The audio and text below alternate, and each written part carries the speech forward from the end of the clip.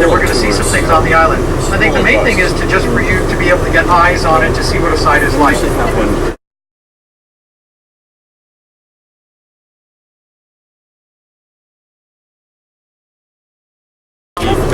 Now, I think what you'll immediately notice is there's a challenge for me in this, because environmental cleanup, I'm an environmental scientist, and environmental cleanup is exciting to me, but environmental cleanup is also invisible in the sense that the contaminants are in the soil underground, mostly, that we have to get to by digging, and they're in the groundwater. So I can't show you the groundwater, and I can't show you underground. So I just have to describe as best I can the sites. But that's one of the challenges in communicating environmental cleanup, in that we'll pull up to a site and you'll say, well, there's simply nothing there. Well, there is underneath the ground, and that's what I have to try and tell you about. All right, are we in as snugly and as close as possible? Can you rev up the sound in your speaker a little more? Turn up the speaker. Turn up the sound. Okay. Test. Is that good? No? Well, Carol, if you need that, and I'd recommend you come a little closer, please, because I don't want to scream at folks or have them. Okay, I'll just. You can come in a little closer. You really could.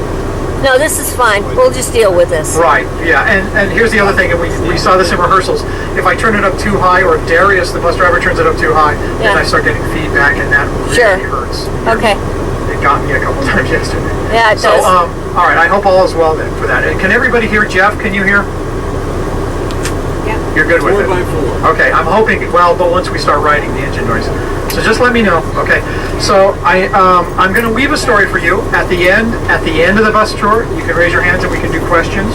All right, and you can we can ask questions when we're off the bus at site 12 or at site 27, which is also known as Clipper Cove. Okay.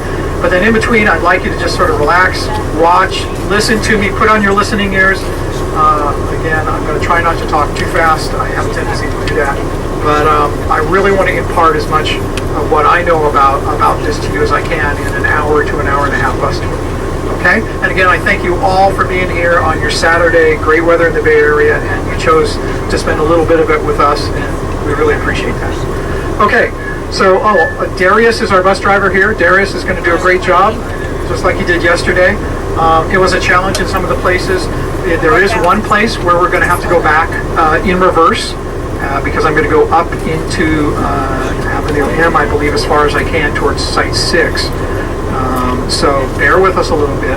And then on North Point, the road narrows a little bit, so we had a little hard time. He's got to take the turn a little slowly, okay? So, but Darius, you did great yesterday. I have no doubt you'll do fine today. But if you need any guidance, just let me know, okay? All right, here we go. All right, so does everybody? Yeah, let's turn it down. Feedback already. Okay. But okay. Can everybody hear me still? Or is it down a little too low? A little too low. Okay, good. All right. So does everyone have their tour map out? This sounds so fun. Okay. So this is the Shipshape Community Center, as you know, and we're going to head out onto Avenue M, and I believe our first stop is going to be the wonderful Site 6. It's at the northeastern corner of the island. Going to Site 6, the northeastern corner of the island. And Darius, if you could go slow. There's going to be a beeping sound here at one point because he's got to raise the hydraulics, particularly in the back of the bus, so that it can clear the curve.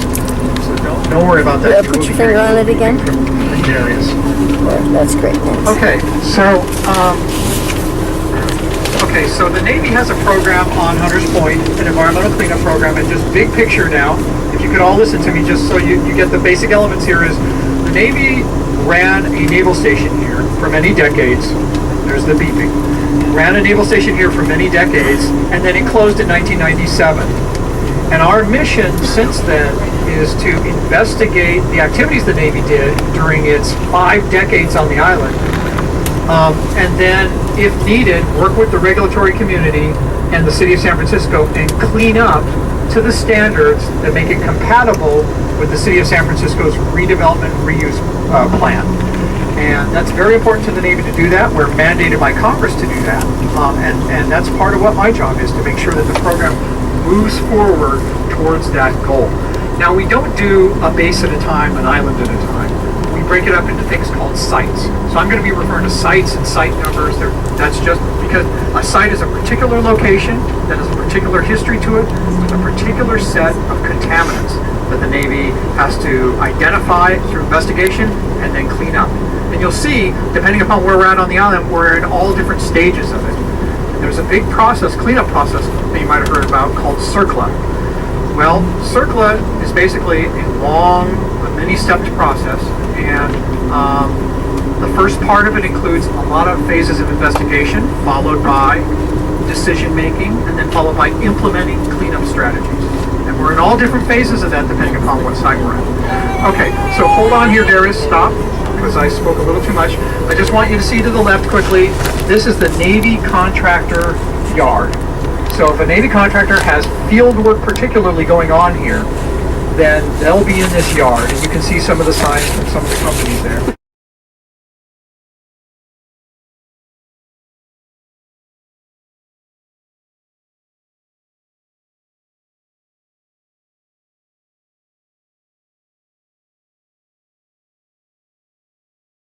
And this is also where somebody like me goes. When I visit the island, I go and stop in at Building 1 and see Patricia, who's the caretaker site office. But then I also come out and see our contractors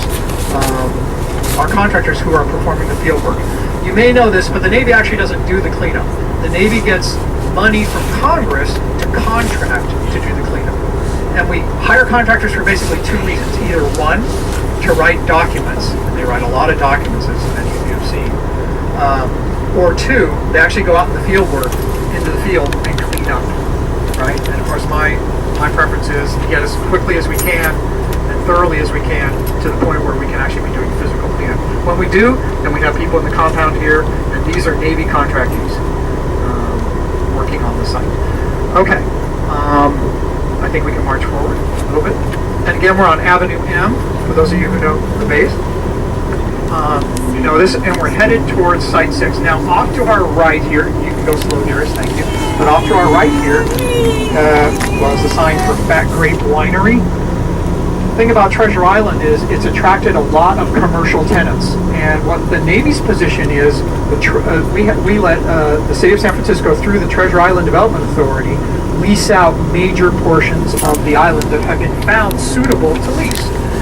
There's a process for that occurred, and there's an agreement between the Navy and the city, and the Navy has an arm's length relationship on it. The City of San Francisco, through TIDO, runs a very prosperous tenant program, both for residents and for commercial outlets. Among these, there's 6 wineries that are stationed here that have outlets here, at least on Treasure Island. One of them is Fat Grape Winery. Fat Grape Winery has leased this building off to the right. There's, if you could stop for just a second. It's a very bulky structure. That used to be known as the brig when the Navy was here. So if sailors did wrong and they went to the Navy jail, so to speak, that was the brig. It's built very sturdy. It's got thick walls, and when they checked it out, they thought it was perfect for a winery. So, and you actually can, I believe, go to Fat Grape Winery, and they have a tasting room in there, I believe. Okay. And there's also a vodka distillery there? Okay. So you can see it's alive and well. In all, there's roughly 160 commercial tenants on the island currently. So you can imagine, it's a bustling city here with a lot of different companies.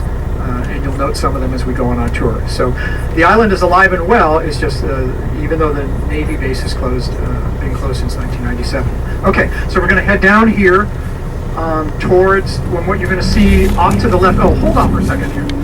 Darius, sorry. Okay, so off to your left here is the remains, not much left right now compared to what it used to be. This is the Navy soil pile. If you wonder what that is, there's more than one soil pile on the island, and we'll talk about the other one as well. But this is the smaller of the two. This is the Navy's. This is certified clean fill that we use to backfill once we dig holes.